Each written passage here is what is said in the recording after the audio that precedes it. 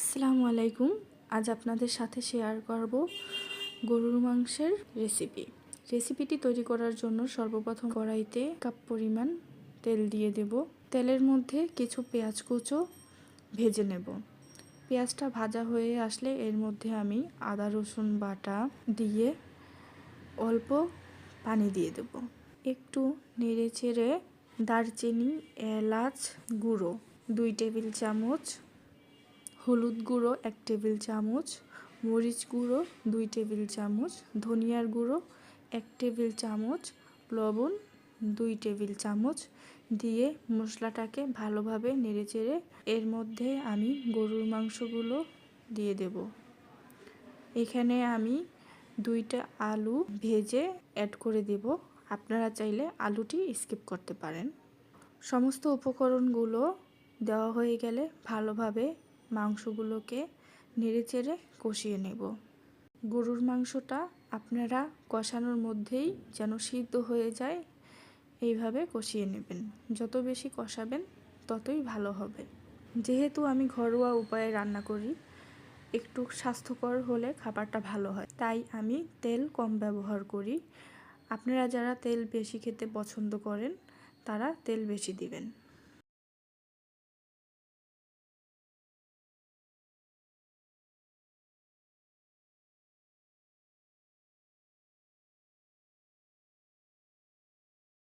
এই পর্যায়ে আমি একটি ঢাকনা দিয়ে তরকারিটাকে ঢেকে দেব, যেন মাংসটার পানি বের হয়ে আসে।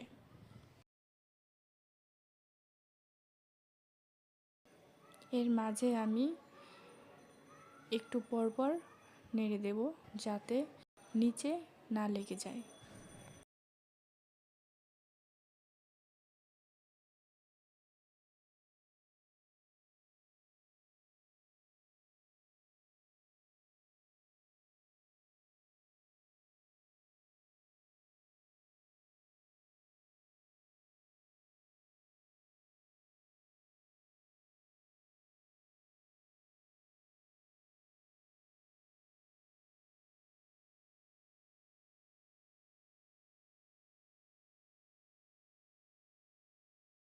তরকারিটা কষানো হয়ে আসলে এর মধ্যে আমি 1 কেজি পরিমাণ পানি দিয়ে দেব।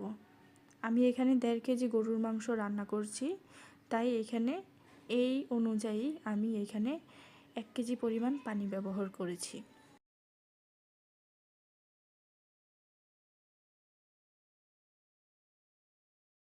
যখন দেখবেন যে গরুর মাংসটা সফট হয়ে এসেছে, তখন 1 টেবিল চামচ জিরা গুঁড়ি ও 2টি পেঁয়াজ বেরেস্তা করে উপরে ছিটিয়ে দিয়ে দেব।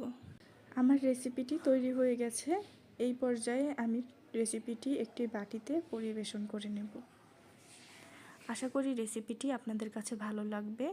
ভালো লেগে থাকলে আমার চ্যানেলটি সাবস্ক্রাইব করে পাশে থাকবেন। ধন্যবাদ। আবারও দেখা হবে নতুন কোনো ভিডিওতে নতুন কোনো রেসিপি নিয়ে। আল্লাহ হাফেজ।